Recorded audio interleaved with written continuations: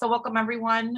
My name is Maria Diaz. I am the Executive Director of the Greenwich Village Chelsea Chamber of Commerce. Thank you for joining us.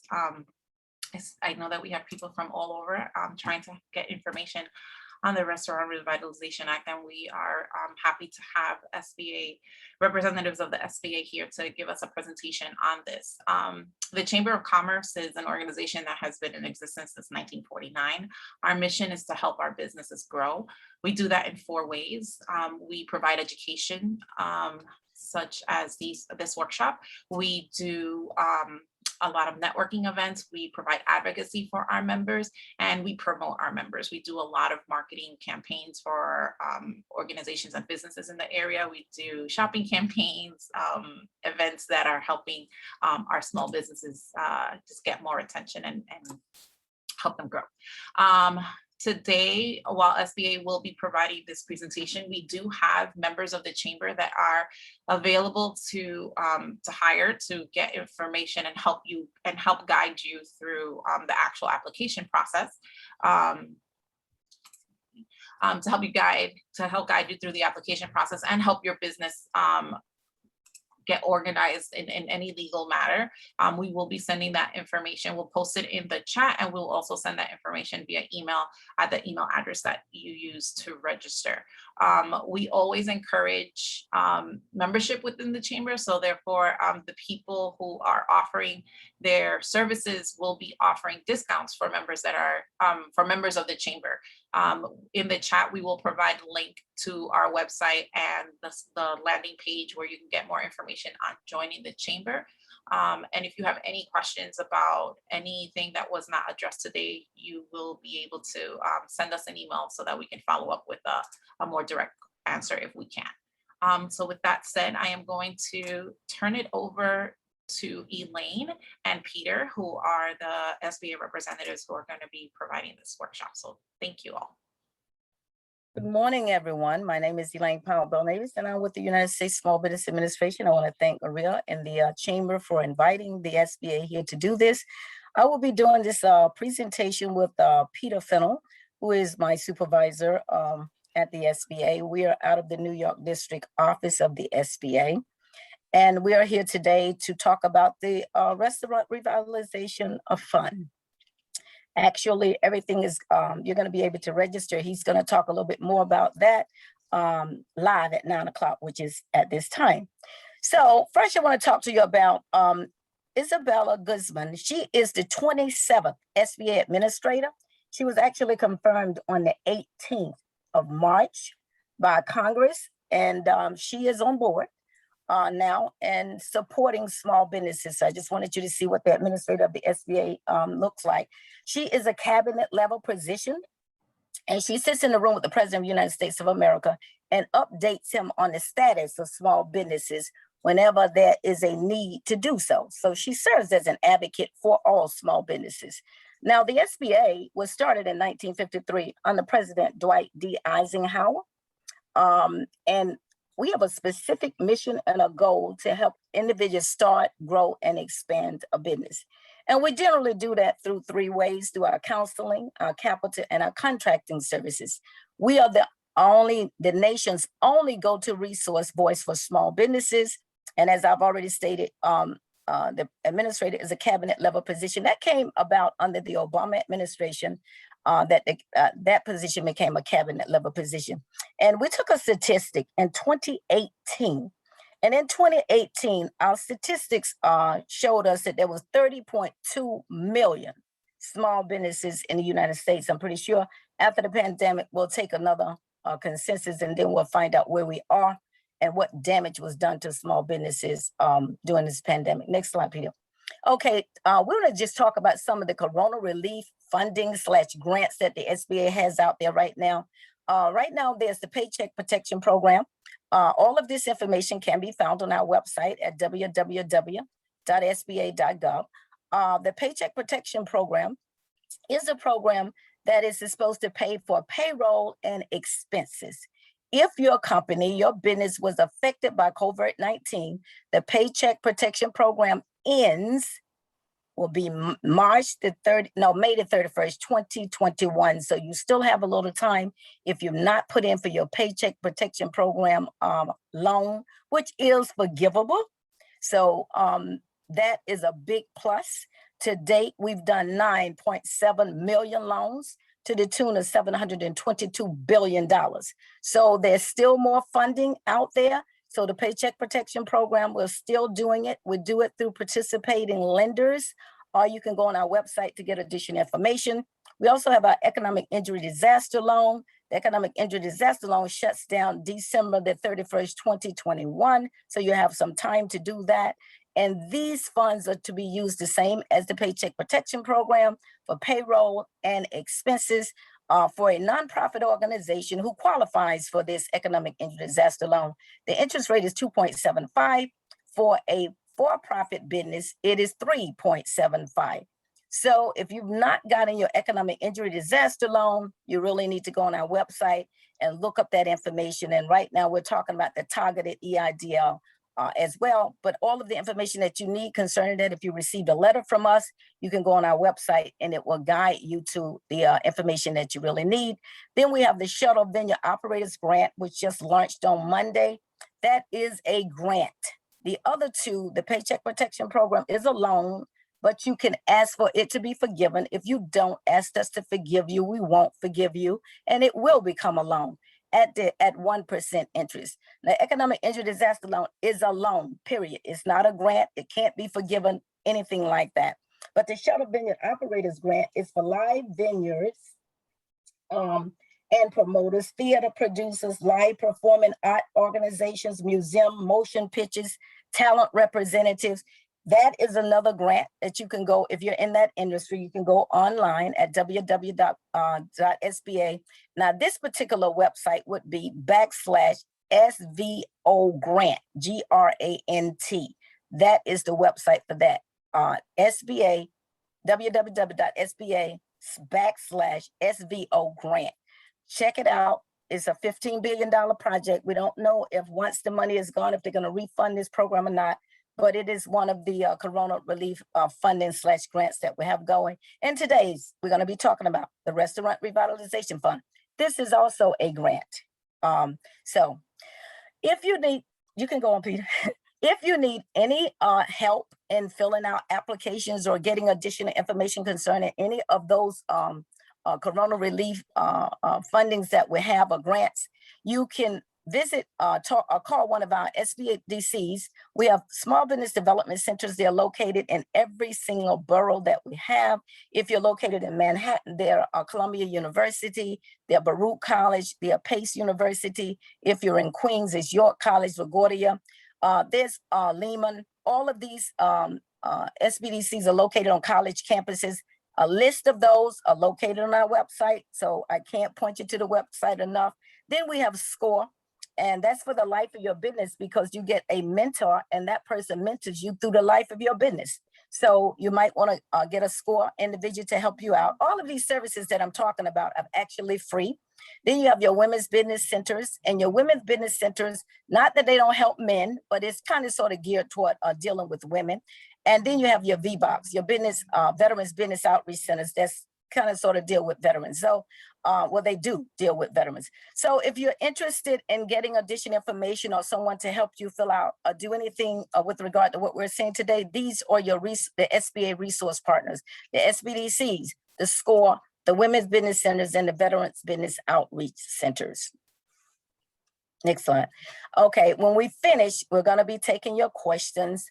And it's going to be myself and it's going to be Peter. This is our information. If you want to take a snapshot on your camera of that particular slide, you can do that.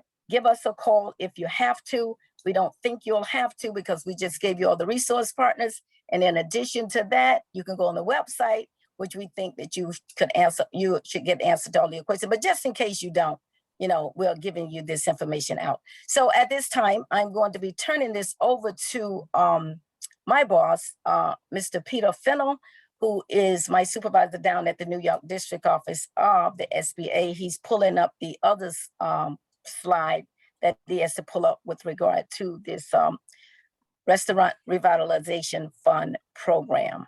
So it's gonna take just a minute and he'll be ready to go. Okay, Peter, Is it, you see it up there? Is every, I do. okay, wonderful.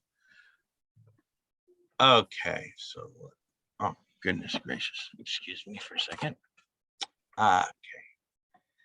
Okay, so as we get started, to let you know, today, starting right now at 9 a.m., the SBA will open the portal for you to register, create an account to for your when you apply for the RRF, okay, Restaurant Revitalization Fund.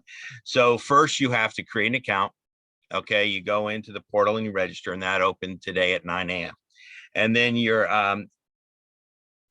the application will begin at 12 noon on Monday when you can submit your application. Just so you know, quickly, that essentially the targeted time for processing is ideally within 14 days, your application upon receipt. Okay, with that said, Restaurant Revitalization Fund, RRF, what is it? The American Rescue Plan Act, ARPA, became public law on March 11, 2021, and established the RRF. ARPA appropriated $28.6 billion for RRF, authorizing SBA to award funds. The appropriations remain available until expended. Funds must be used for eligible uses no later than March 11, 2023. Fund prioritizes direct relief to women, veteran, and socially and economically disadvantaged individuals, and includes $9.5 billion in set-asides for smaller businesses. This $9.5 billion is part of the $28.6 billion fund. Who is eligible?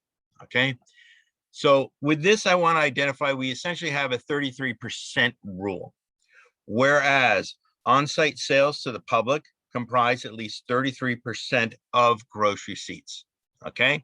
So our rule here is for all these entities, the different that we're talking about, the different type of businesses, that on-site sales of food and drink to the public comprise at least 33% of gross receipts.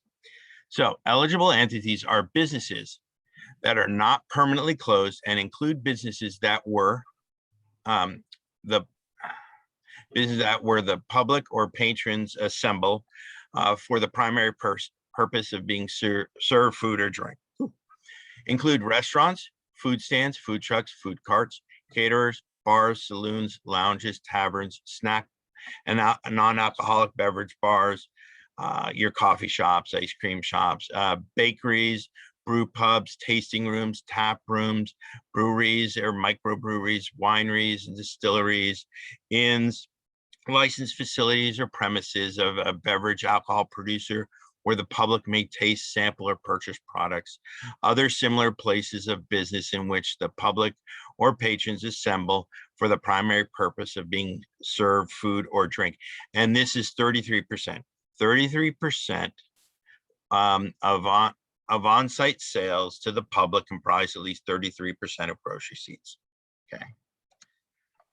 Who is ineligible? Entities are ineligible if any of the following apply. The entity is a state or local government operated business, as of March 13th, 2020, owns or operates together with affiliated businesses more than 20 locations, regardless of whether those locations do business under the same name or different names or are in different industries. Has a pending application for or has received a shuttered venue operators grant. Okay. You can either have the RRF or the shuttered venues operating grant. You cannot receive both. Is a publicly traded company, is permanently closed, is a nonprofit organization, is not eligible for funding of at least $1,000. That is because the minimum grant amount is $1,000. How much am I eligible for? So SBA may provide funding up to $5 million per location, not to exceed $10 million total for the applicant and any affiliated business. Minimum award is $1,000. Okay, you want to know, how is this program different from some of the other SBA programs? The applicant on this particular one, now this is not the same on some of the others, but this particular one, You do not need to register in SAMS.gov, and you are not required to have to do a DUNS or a CAGE number. You have to have a valid, unexpired individual tax identification numbers. They are acceptable. And these are some of the links. I think they're going to send this out in which you can get additional information, because the individual tax identification number is with the Internal Revenue Service, and you can get that website at irs.gov.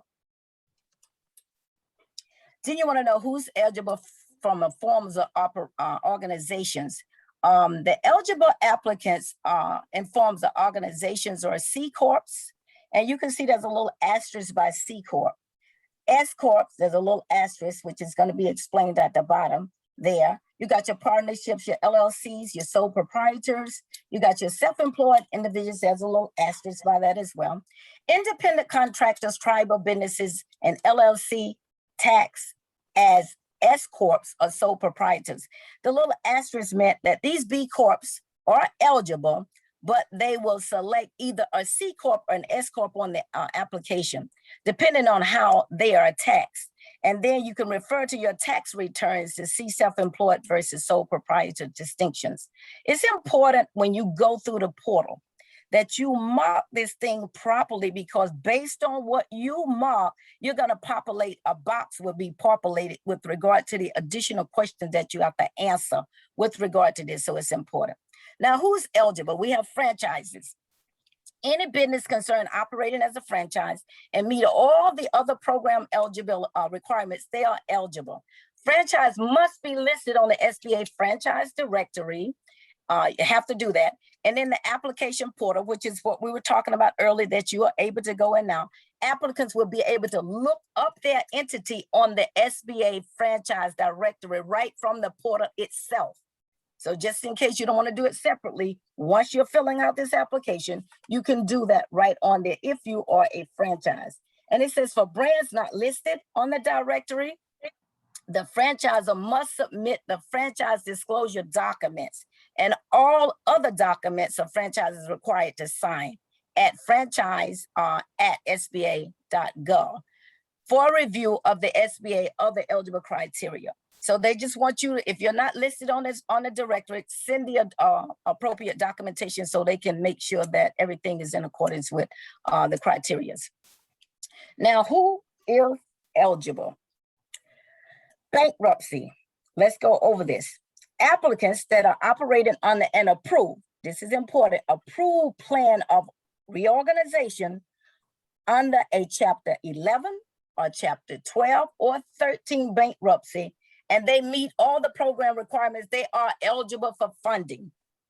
Even though they're in bankruptcy, if they got an approved plan, 11, 12, 13, they are eligible for funding. Now, who's not eligible is someone that's permanently closed. And I'm going to jump down and tell you about permanently closed. Does not include businesses who temporarily close their doors due to a state or local restriction or other pandemic causes, but are still in operations of how they are reopened. We're talking about permanently closed. It's over. It's not opening back up at all. You filed a Chapter 7 liquidation bankruptcy, or you filed for either a Chapter 7, 11, 12, or 13 bankruptcy, but it's not under an approved plan of reorganization. The ones that's under the approved plan of reorganization, eligible. The ones that are not, do not have an approved plan are not permanently closed, not. Liquidation, no. That's it. Then how do other SBA relief funding impact the RRF? What they're saying is I gave at the onset all of these different fundings that the SBA have out there. We're trying to make sure you don't double dip. That's basically what this is all about. This slide is about the double dippers. Now, a lot of people have gotten the Paycheck Protection Program loan. It says any funds already received through the PPP will be subtracted from the applicant's final funding amount. We're not going to let you take on this side and take on this side. We're letting you know that we're going to deduct that. Applicants is verified we're going to be verifying this information through your EIN number and your I-10 number or your Social Security number associated with the PPP. I don't want you to get caught up in this thing by not giving us the appropriate information, because it will be tracked, this document will be tracked throughout. So if the applicant receives a PPP loan, the applicant must use the same EIN number for its RRF application. Got to use the same one as it used in the PPP application. That's how we're monitoring whether you got a PPP and you're trying to get an RRF. We're going to be monitored using the EIN number, the I-10 number, and your social security number associated with your PPP loan. So if you don't know this information, you need to get this information because it's going to be key. If an applicant applies for a first draw for multiple locations under one EIN number and subsequently apply for a second draw loan under a different EIN number, the applicant must provide the EINs for each entity that received the second draw. We're still trying to keep track of all of this. We have to account for taxpayers' money. Upon applying for the restaurant revitalization fund, the applicant must withdraw any outstanding PPP loan applications. What's going to happen is that if you put that RRF through and you said that you are not qualified or anything like that, for you didn't put in for a PPP and the PPP comes through, it's kind of like you told us something that wasn't really true. You lied, basically, is what you're saying. Now, the applicant must not, this is another must not, have a pending application for or have received a shuttle venue operators grant. We don't want you receiving money on all of these various avenues. You can go on the RRF, and that is the way that it's going to do. But remind you that if someone has already put in a PPP, that first line says any funds people already received it through the people, they will be subtracted. So if you already got it, don't worry about it. We're going to take it out. Next slide, Peter. Okay, this is other attestations by the applicant. All the applicants must certify that certain economic uncertainty make the funding request necessary to support ongoing or anticipated operations. We want to make sure that you was basically affected by this whole entire thing. So this is going to be something that you're going to have to do. All applicants are going to have to do that. I turn it over to you now, Peter. You got it. Okay, so what are the eligible uses of funds? Okay, so under business expenses, we have business payroll costs, including sick leave, business utility payments, business maintenance expenses, business supplies, including protective equipment and cleaning materials, business food and beverage expenses, including raw material, covered supplier costs, business operating expense, such as insurance, marketing fees, licensing, legal, POS systems, etc. Under construction of outdoor seating, eligible. Expansion costs are ineligible. Okay. Business debt payment on any mortgage obligation, both principal and interest. This does not include any prepayment of principal and interest. Business debt service, both principal and interest. This does not include any prepayment of principal and interest. So if from the beginning, February 15th of 2020, you're behind, between now and then, you can use it to catch up. You cannot use these funds to prepay or to pay off debt. Okay, just your standard monthly payments. Okay, when do I have to use the funds? The funds must be spent on expenses that are incurred between February 15th, 2020 and March 11th, 2023. The business is, if the business permanently closes after receiving funds, the covered period will end when the business permanently closes or on March 11th, 2023, whichever occurs sooner. Any funds not spent on eligible expenses by the time the covered period ends must be returned to the government. When do I have to use the funds? Use of funds assessment. After the total awarded funds has been exhausted, entities must provide a detailed expenditure report and certification for the required period. Until applicant completes the use of funds assessment, beginning December 2021, applicants are required to provide self-reported, unaudited data detailing use of distributed funds each year through 2023. SBA will provide additional guidance that outlines the detailed reporting requirements and procedures in the coming weeks. Okay. How do I calculate my potential fund amount? Okay. So calculation 1 is for applicants in operation prior to or on January 1st, 2019.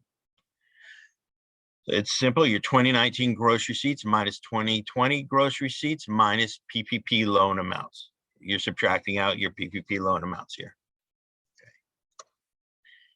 So again, calculation 2 is for applicants that began operation partially through 2019. Average 2019 monthly gross receipts times 12 minus 2020 gross receipts minus PPP loan amounts. Applicants that began operation partially in 2019 may choose to use calculation 2 or calculation 3. However, calculation 3 could require longer processing time. Calculation 3, applicants that began operation on or between January 1st, 2020 and March 10th, 2021. The applicants not yet opened and applicants not yet open but have incurred eligible expenses as of March 11th, 2021. So this includes businesses that are starting up that have not opened yet. Okay. And the calculation is total amount spent on eligible expenses between February 15th, 2020 and March 11th, 2021, minus 2020 and 2021 gross receipts minus PPP loan amounts. Applicants that began operation partially in 2019 may choose to use calculation 2 or calculation 3. However, calculation 3 could require longer processing times. So those are our 3 calculations. Okay. What can I exclude from 2020 gross receipts?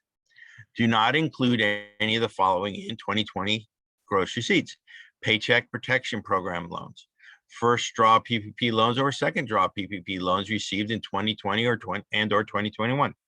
SBA Section 1112 payments. So this was the SBA debt relief program targeted at existing SBA loans.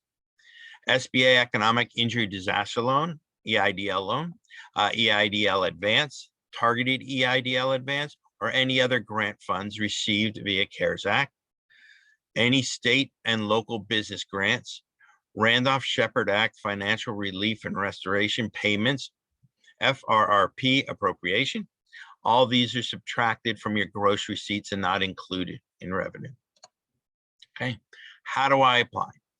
Directly through the SBA platform at restaurants.sba.gov. Make a note of this, it's restaurants.sba.gov. Through a point of sale vendor, POS, SBA is actively looking to partner with more POS providers.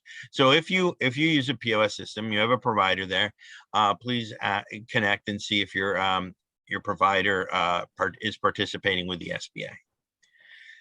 Through the telephone at 844-279-8898, telephonic applications will have a longer processing time. Okay. What documents do I need in order to apply? Okay. The application, SBA Form 3172, completed, initial, and signed. Completion of this form digitally on the SBA grant platform will satisfy this requirement. Verification for tax information, IRS Form 4506T, completed and signed by applicant. Completion of this form digitally on the SBA grant platform will satisfy this requirement. Gross receipts documentations. Any of the following documents demonstrating gross receipts and, if applicable, eligible expenses. Business tax returns, IRS Form 1120 or IRS Form 1120S. IRS Form 1040 Schedule C, IRS Form 1040 Schedule F. For partnerships, IRS Form 1065, including K1s. Bank statements, externally or internally prepared financial statements such as income statement or profit and loss statements. A point of sales report, including IRS Form 1099K. So for specifically the documents, so those are the documents we need. Now we're going to break it down and look at for each calculation, the documents that are needed in support of each document calculation. So for calculations 1 and calculation 2 required the application SBA form 3172, your tax verification IRS form 4506T, your 2019 gross receipts, tax returns, 3 months of bank statements, 2020 gross receipts, at least one, preferred federal tax returns filed, point of sales report, accepted may delay review past 14 days, externally or internally prepared financial statements, such as income statement or profit and loss statement, signed and dated and certified to its accuracy by the applicant. For calculation 3 required documents, we have the application SBA form 3172, tax verification IRS form 4506T, 3 months of bank statements supporting account linkage validation. This is the account, the business account that is going to be funded. Okay. 2020 and 2021 gross receipts, at least one for each year. Preferred 2020 federal tax return filed or 2020 federal tax return prepared but not yet filed. 2020 point of sales report, 2021 point of sales reports. Eligible expense documentation, at least one, and required appropriate supporting documentation for specific eligible expense types. Preferred CPA comfort letter with accompanying profit and loss and balance sheet documentation provides fastest review. Okay. Accepted may delay review past 14 days. Externally or internally prepared financial statements, such as income statement or profit and loss statements, signed, dated, and certified as to its accuracy by the applicant. Eligible expense documentation, invoices, payroll documentation, etc. And continued. In addition to the documents in the prior slide, for applicants that are brew pubs, tasting rooms, tap rooms, breweries, wineries, distilleries, or bakery. Documents evidencing that on-site sale to the public comprise at least 33% of gross receipts for 2019, which may include tax and trade bureau forms, state or local forms filed, or initially created reports from inventory management, sales reports, or accounting software. For businesses that opened in 2020, the applicant's original business model should have contemplated at least 33% of gross receipts in on-site sales to the public.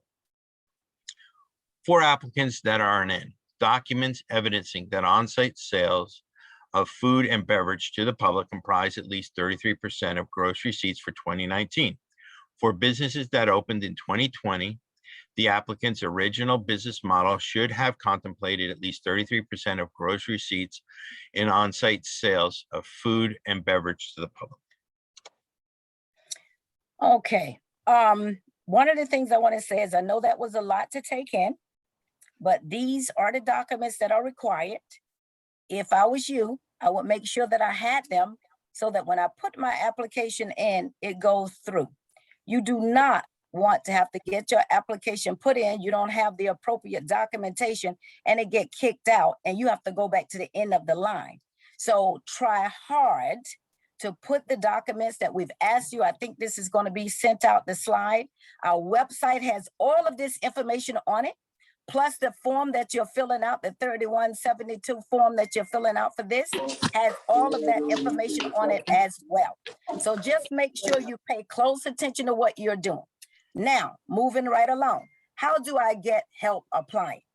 First of all, we have a center, a hotline, and this hotline is open from 8 to 8, and the telephone number that you can call is 844-279-8898. Again, that number is 844-279-8898. Don't hesitate to make that telephone call to the hotline to ask any question that you might have, because you want to make sure when you put this application together, it is complete.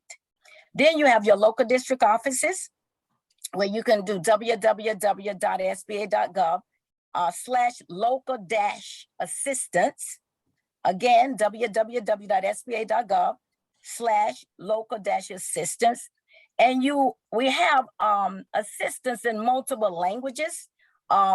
They said yesterday we're up to 10 different languages that we have assistance in. So we are trying our best to do what we can so that once you put the application through, in 14 days, we are funding the account that you asked us to fund with this money. Next slide, Peter. I just want to mention the multiple language helps. We do have a few languages in our district office, but that's primarily with the hotline. Okay, some of the best practices says and I've been saying this, provide complete documentation. It is critical that you do that. Applications with incomplete data or documentation, it's going to be rejected. This is what I'm trying to stop. The review process is going to restart when the completed documentation is provided. Delays could jeopardize the applicant receiving the award. I know you need this money or you wouldn't be putting in for it. So we want to get it to you, and we got 14 days as our target time frame to get this to you. But we don't want you to put in incorrect information and then it turns out to be 30 days, 40 days. That's not what we're trying to do. So number one, best practices, please complete documentation. Like I said, when you go into that portal, it's pretty clear. Everything that we're saying is going to be on there. A lot of this information is on the application itself. Number two, leverage your resources. While not required, the use of a CPA and other accounting professionals may help ensure a complete and well-documented application. It might be something you might want to invest in. These funds are a grant. So if you have to lay out a little, you do what you have to do, but you might need to get some help. We've given you some help from the SBA in terms of our resource partners, but we can't tell you what to do. If you want to do what you do it. But just make sure that you leverage your resources. Application correctness, SBA is we're not going to be making any corrections on behalf of you because we are the ones that's giving the money. We can't go and fix your little application for you. We're not doing that. So applicants who requires correctness will need to contact the hotline. That hotline that we just gave you is 844-279-8898. Do not try to get anything fixed. Get it right the first time because we don't know where this is going to put you on the line. And the fourth thing is applicants who still intend to apply for the PPP. As we told you, the PPP shuts down the 31st of this month. The Restaurant Revitalization Fund applicants are advised to complete their PPP application in advance of the RRFP application. But if you're going to start today, don't even bother putting in a PPP because that's not going to work. So you don't want to jeopardize yourself by us looking at that EIN, the I-10 number, your social security number, and seeing that you're trying to do two things at one time. That's going to kick you out the system. And we don't even know how long it'll take you to get back in. So just follow these best practices that we put here. When can you apply? Okay, we have a pilot period, and this pilot period, participants are going to be randomly selected from existing PPP borrowers who self-identify as members of the RRF priority group. Pilot participants will not receive funds until the RRF is open, so you don't have to worry about that, to the public at application luncheon, which of course, we're doing this portal thing today, but we're not going to actually go full blown until the 3rd of May. Now, the priority period is a 21-day period. Now, during this 21-day priority period, SBA will only going to be accepting applications from eligible applicants. Who is an eligible applicant? Only applicants from small business owned by women, by veterans, and social and economically disadvantaged applicants. They're going to be the ones that's going to get funded first during the 21-day period. They will get funded first. We know 28.6 billion sounds like a lot of money, but we want to make sure that that priority period, that those individuals who are women, veterans, and socially disadvantaged and economically disadvantaged applicants get their applications funded first. Now, all eligible applicants will be processed and funded until the program funds are exhausted. Everybody can put in during this 21-day period, but only the ones that are going to be in that particular priority group will be getting theirs funded. Now, the small business, a small business concern that is at least 51% owned and managed on a daily basis by an applicant that is controlled by a woman, a veteran, or socially and economically disadvantaged. Applicant, they must certify, they're going to be certifying that self-certification, so to speak. You don't have to go through a process, but you have to self-certify that you meet those requirements. So please don't, self-certify that you something that you're not. Don't do that. So for example, an applicant has 5 owners who own 20% of the applicant. 2 owners are veterans. 1 owner is a social and economically disadvantaged individual. SBA will consider this applicant to meet the requirements that at least 51% of the applicant is owned by a priority group. So if you're in the priority group, that's fantastic. Social and economically disadvantaged individuals, we're going to tell you who they are because by law, they've already set that these are people who are socially disadvantaged. Are those who have been subject to racial or ethnic prejudice or culture bias because of their identity as a member of a group without regard to their individual qualities. Individuals who are members of the following group are presumed to be socially disadvantaged. That means if you fall in this group, you don't have to prove anything. You're already socially disadvantaged. Black Americans, these are the people we're talking about, priority group. Hispanic American, Native Americans, including Alaskan Natives and Native Hawaiians, Asian Pacific Americans, or subcontinental Asian Americans. Now, the economically disadvantaged individuals, because you have to be both. You can't just be socially disadvantaged, you have to be socially and economically disadvantaged. Are those socially disadvantaged individuals whose ability to compete in the free enterprise system has been impaired due to diminished capital and credit opportunities as compared to others in the same business area who are not socially disadvantaged. This is spelled out on the application as well. So you don't have to rethink all of this. It goes into the detail when you're going through the application process. Eligibility as a priority group applicant. Entities, this is for the smart people who think we don't know some things. The federal government knows a lot. But entities who reorganize, we're giving you a warning, for the purposes of qualifying for the priority period, the 21-day priority period, you know what's going to happen? You're going to result in an automatic disqualification of the award. Don't do it. Don't try it. Next slide, Peter. Funding set-asides. They have a couple of set-asides for businesses, the gross receipts in a certain amount of money. There's $5 billion in a set-aside for applicants with 2019 gross receipts of not more than 500,000. And additional $4 billion is set aside for applicants with 2019 gross receipts from 500 to 1.5 million. An additional 500 million is set aside for applicants with 2019 gross receipts of not more than 50,000. SBA reserve the right to reallocate these funds at the discretion of the administrator. That the person that we talked about at the beginning, Isabella Guzman, can reallocate these funds at her own discretion. She has that authority. They gave that to her in the law. Now we are open for questions and answers from the chat. Maria?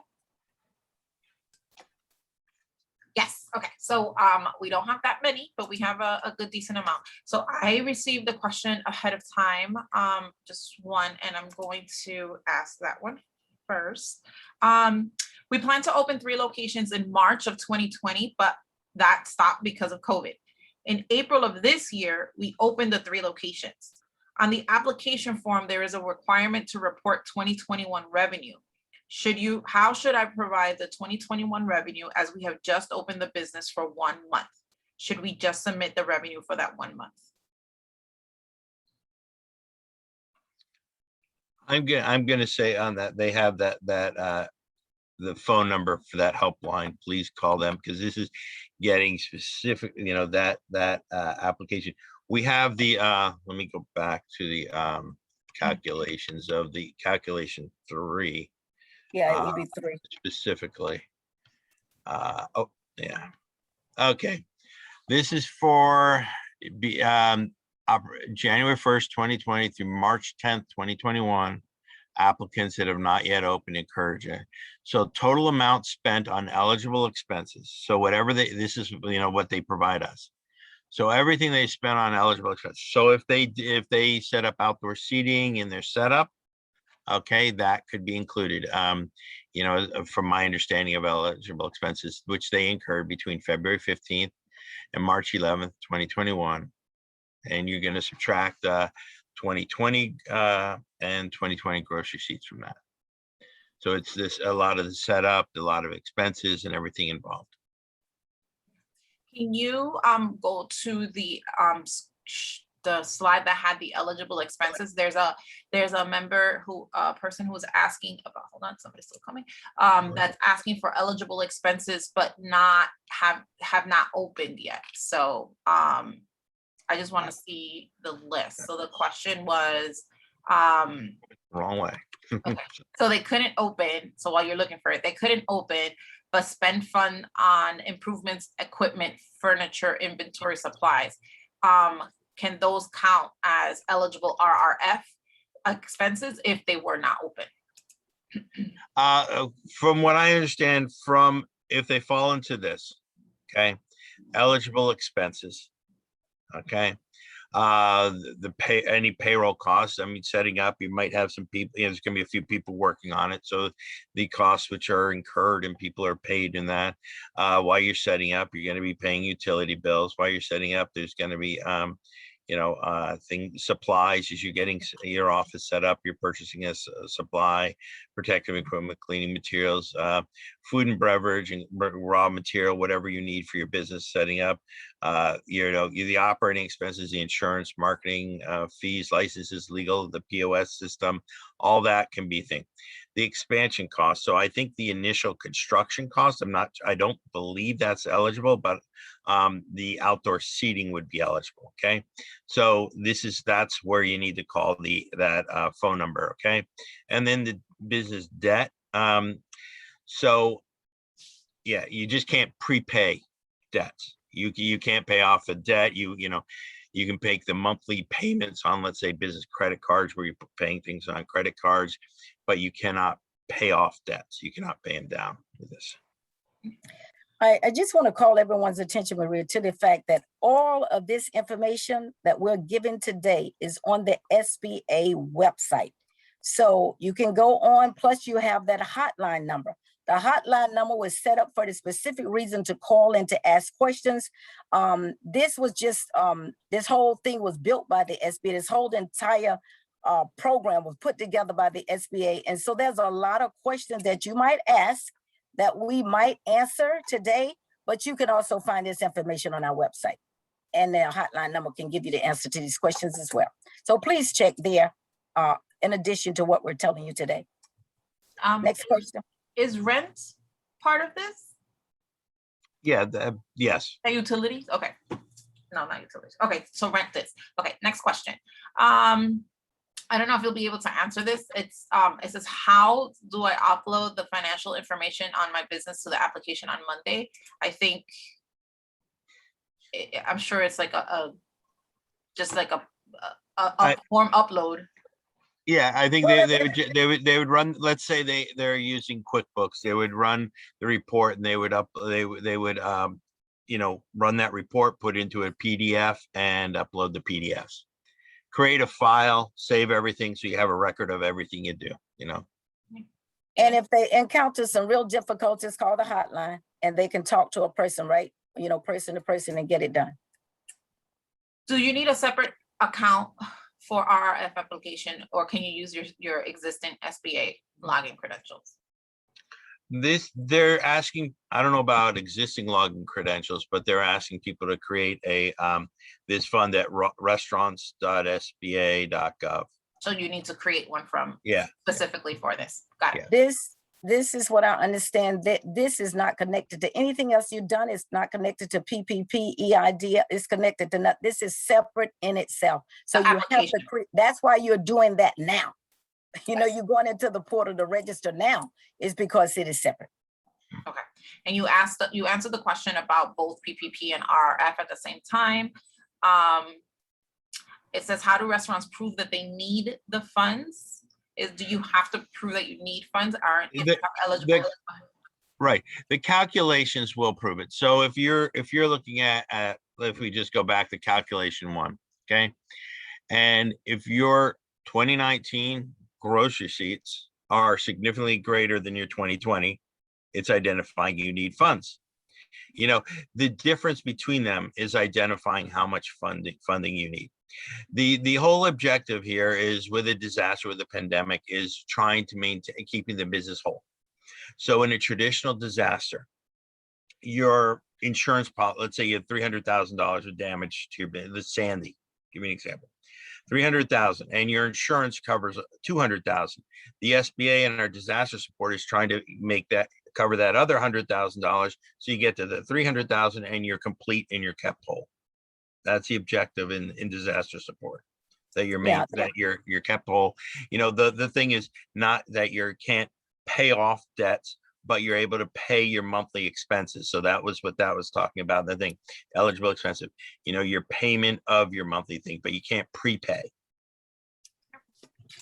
Well, you could look, you'll be looking at your 2019 where there was no pandemic, and then you'll be looking at 2020 where there was. So we should be able to tell the difference when you was functioning in 2019 versus your functioning in 2020. Everything got shut down at a specific time. So businesses really suffered during that period. So when you make these calculations here, there should be a way of knowing what you really suffered based on these calculations here. And remember, you subtract out all the support that you might have received in 2020 in this same. Alcohol, is it considered a business expense? Alcohol beverage. Yeah, that's what your business does. A brewery, brew pub, a bar, you know, you sell alcohol, and that is the food or drink. Okay. There was a clarification question. 3 months bank statements is something that was mentioned. Most current 2021 or 2020. This is for the most recent banks. They want, I believe they're asking for the most recent bank statements. And with those most recent bank statements, it's going to be from the fund, the business account fund, that is to be funded. Okay. And if you provide tax returns, do you need to provide financial statements? Let's see, calculation. Let's see, 1 and 2. So your tax return and 3 months of bank statement. Okay. They're asking for both. Gross receipts, federal tax return, point of sale. I would, it doesn't seem to be required if you're doing your tax return or anything on this list, but I would provide it. Peter, it says 2019 gross receipts, tax returns, 3 months bank statements. They want both of them, your tax returns. Oh, I thought the question was financial. It said financial statements. Right, which is at the very bottom of this thing, the financial statements. I would, you know, myself, I would rather give more than less. I would, you know, and when they say tax returns, provide the complete tax returns. Don't just give a couple pages here or there. Provide the complete tax return. And when you put documents into the system, make sure each document is its own attachment. Okay, let's say each document is its own PDF. So my 2019 tax return is a PDF. My profit and loss is a PDF. If I did, you know, whatever you're putting up there is a separate item. I have seen where businesses have taken a lot of stuff. They go to a machine and it's one document and it has everything inside of it, and they can't handle that. And they can't handle that because they're going to receive millions of applications, we must imagine, with this, from restaurants and other eligible places from all over the country and the 50 territories. I mean, 50 states and US territories. So you got to be just to the point. Each attachment is its own item. It's a PDF. And it's titled what it is. 2019 tax return, 2020 tax return. Okay. And make sure that it's its own item and labeled correctly. And I also want to make a note that the 4506T is the IRS form. We will be checking to make sure that the taxes that you submitted versus the taxes you gave the IRS, they match. Because you know how people might send a separate set. That's what the 4506T gives us, the authorization to go to the IRS to check those taxes. Right. I want to emphasize on that. I had somebody who reached out to me recently. They identified, they just put down in a thing gross receipts for a certain period of time. They said 500,000. When they checked with the IRS, the tax return said 350,000. They have to match. Everything must match. Okay. What the IRS has and what you provide your tax return is the tax return received by the IRS. The dollar amount on both matches. They're the exact document. Perfect. Person has two bank accounts, one for payroll and one for others. Do they have to provide months of bank statements for both accounts? I'm gonna say. I believe the statement is on the other sheet thing. It's identifying supporting account linkage and validation. I believe what they're looking for specifically is your operating thing, not your payroll account. You would probably generally where all the funds go into, and then you would separate out and have another. You should have another account where all your tax money is that so it doesn't get disturbed for city, state, whatever taxes on your sales. You should have an account for payroll over here. You should have, circling around your operating account in the center, and it should be that operating account which is to be funded, and then from there you will be deposited into your payroll account, will be deposit from there and spent, and that's your checking account where you will spend the money from. Will the tax release form auto-populate or be clear on how to fill it out? It should be pretty clear on how to fill it out. Pretty clear. Okay, and convenience stores, can they apply? I think you just follow the rules that was mentioned, like the Right. 33%. Exactly. Food and beverage identified. So yeah, so Vicky, if you can fall under those categories, then yes. And Go ahead. I was just gonna say that 800 number to clarify if there's those types of specific questions. Fiscal year. So we have fiscal year that ends in March. Should we compare March 31st, 20 and March 31st, 2021 to calculate the revenue drop? Yes, and I would tell you to specifically identify when your tax period.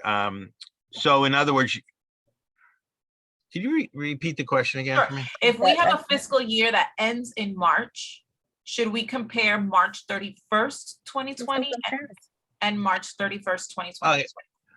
Right. So you're gonna compare the fiscal years, exactly, and you're gonna identify, especially with that 4506T, when you file and everything, because typically March 15th is when businesses need to have all file their taxes document. So what we need to make sure is that the date run that they're filing their taxes on is identified on the 4506T, because generally they're always looking at a calendar year for most businesses, and sometimes it can be missed and delay it and create problems if they're an off cycle. They're not following the calendar year, which most businesses are, for their tax returns and everything. Considering, I want to just make this statement, the portal is opened as of 9 o'clock. I would strongly suggest that you start going in it right now, registering for it. And you will find a bunch of the questions that you're asking is not really that complicated. They tried to build it to make sure that it was very simplified. And a lot of fields are populated based on an answer that you gave. And they are guesstimating that it should take you no more than 25 minutes to fill out this entire application, even though when I went on, this about 15, 16 pages long, a lot of it is the same stuff that we're talking about. When it gets to the calculation, it's going to explain to you all of the, just what we're talking about. When it gets to the form or the type of business that you have, based on what you check, ask questions are populated from that, and you're answering those questions. So it's not as complicated as you think that it really is. 25 minutes don't seem like a long time for me, but I'm just saying. Okay. If you take a screenshot of this, calculations 1 and 2, the required documentation, okay, and went the wrong way, and for calculation 3, okay, and with that, you know, these are the documents that you need to have prepared and ready to go. Okay. Remember the application, SBA Form 3172 and tax verification IRS Form 4506T are on the site there and can be should be populated. Okay. And this is another one. Okay. Oh, I probably want to go this other way. Okay. That's a number they shouldn't forget there, Peter. Yes. 844-279-88. There's a bunch of people sitting on the phone waiting to answer your questions. So we have more time. Hopefully we can answer some of these. I think we had till 10:30 to do this. I'm going to ask questions that may not have been asked already. My business was operating in 2019 under a different EIN. Is very specific, and dissolved, and now in 2020 has a new EIN, but has the same DBA. Can they reference the old EIN? And court order? Please call the phone number. That was very specific. Yes. I'm gonna think it dissolved. So this is even though it's a DBA, but it's a new entity. And I would believe it would fall under a new entity. It has a separate EIN number. I think it's new, and they'd have to follow the the calculation, provide the date. But please check with this 844 number and concur with them, please. Yeah, and they said that when you feel yourself that something might be of an issue, and that would be an issue, you need to provide all the documentation and an explanation spelling out everything. But I would call the center hotline first before I do that. But more than likely, if you're going to submit that, you have to show and track what you're talking about. So that's going to be some additional stuff that you're going to have to point out and make sure that everyone understands. But call the hotline and they'll walk you through the process.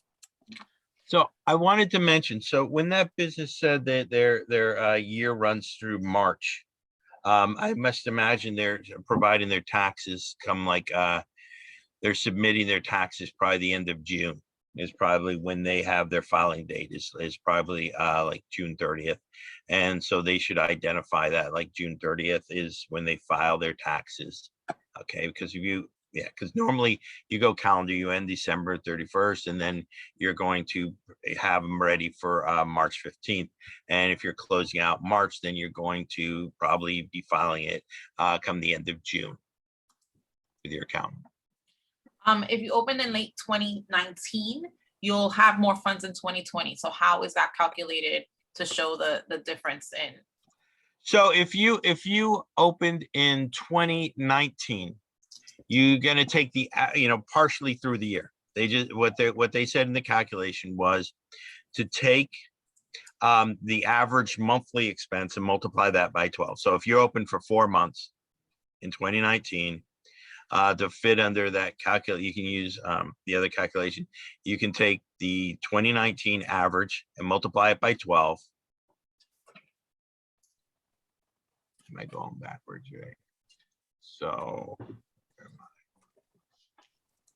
the calculation was over here. Where was, oh, this is forms. I'm gonna go the other way. Okay. So calculation average 20. So your average 2019 monthly grocery receipts multiplied by 12 minus 2020 grocery receipts minus PPP loan amounts. So, and you have the choice, those who opened partially through 2019, to use calculation 2 or calculation 3. Okay.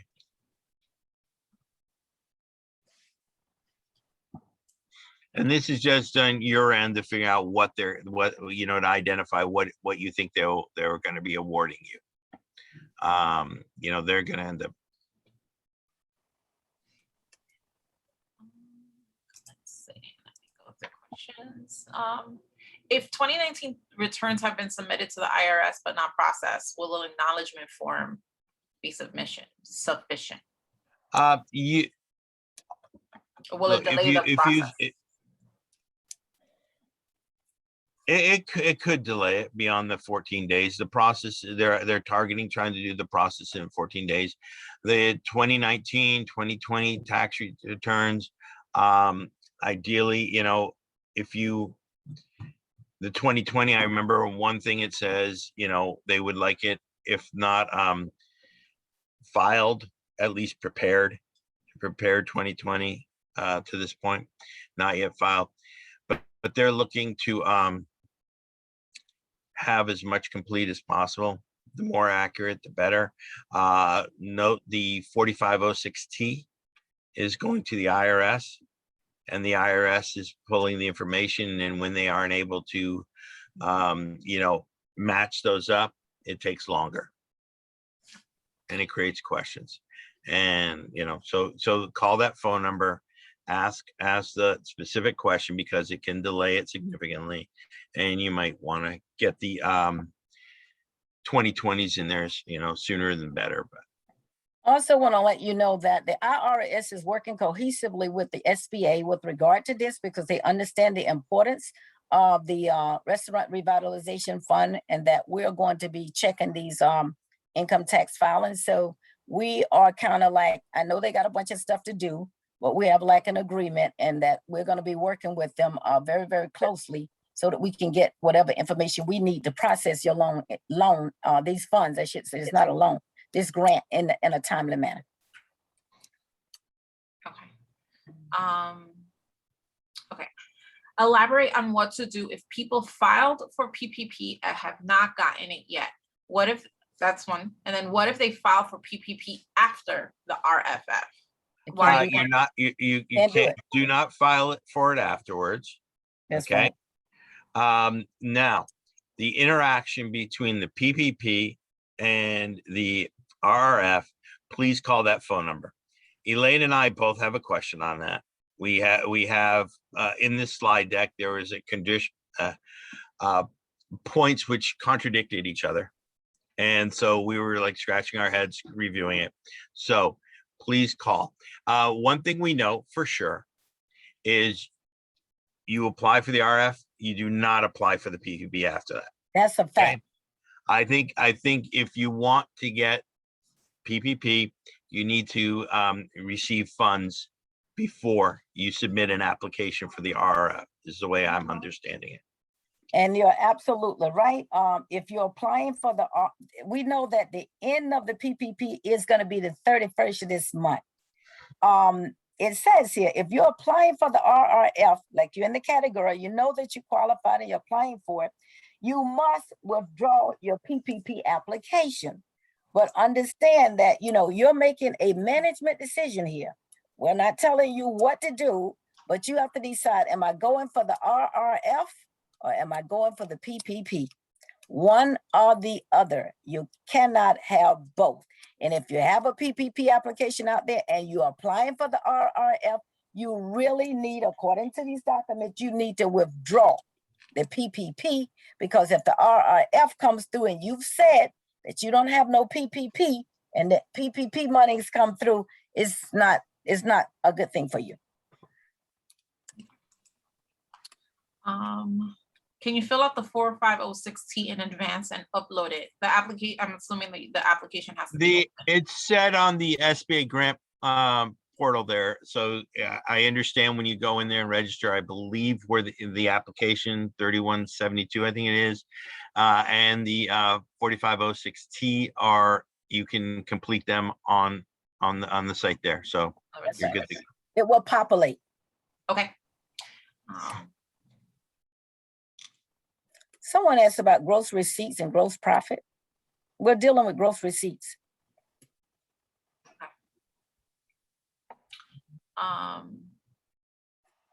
We bought the restaurant on January 1st, 2020, and do not have 2019 tax returns or accurate sale numbers to compare with. What do you do? They purchased the restaurant? Yeah, They purchased the business? They should have everything that, so they took over an existing Business. EIN, an existing business with a EIN number and everything else. The information is there. okay, Gotta be. Right, You know, right. and you know what was filed with the IRS, and they should, okay. If in doubt, call the hotline.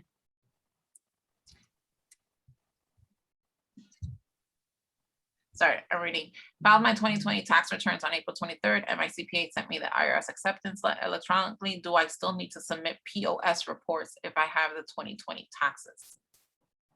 They suggest submit everything you can submit to keep your application moving and not kicked out. You have the information, so what's the problem? and there are a few POS providers. I think there's one or two right now, and the SBA is looking for more to partner with the SBA, where the applications can be actually run through the POS provider. So you might, want to reach out to POS, because so that information from there would be directly uploaded to it into the system. So, Are tips included in no, tip income? Okay, not in gross receipts. no. That is the end of the list, I believe. We are going to be, sorry, more people are still coming. We are going to be including a link to these slides in the email that we send out to everyone who registered for the event. I'm getting lots of chat messages that this was very informative, more so than some others that people have attended earlier this week. So thank you all, thank you both for this information. Again, I'm going to ask Tiffany to put her contact information. I will send that information in the email following up with this, with the access, with the resources and the link and the hotline number. A link with the slides, contact information for both Tiffany and the lawyer who is helping small businesses. He is giving free consultations for members of the chamber. And one final time, Kira, if you can just dump the how to join the chamber in the link in the chat box. This was very informative. We hope that the application process goes smoothly for everyone. Go ahead, if you haven't done so already this morning, go register on the website. If you do have questions, there's a plethora of resources out there. Reach out to the SBA hotline, reach out to the resource centers, reach out to our members, reach out to the chamber, and we'll make sure that we'll connect you with the appropriate people. So with that said, thank you, everyone. Have a wonderful morning and weekend. Good luck. Thank you all. Oh, wait, I just wanted to say, me and Peter, we want to thank the chamber for asking us to come do this. We are available to do these PowerPoint presentations, knowing that this Restaurant Revitalization Fund just came out. So we are available. If someone needs us to go and do a workshop for them, just let us know and we'll be there. And thank you so much again for inviting us. Thank you. Goodbye, everyone. Bye. Have a great day. Great weekend.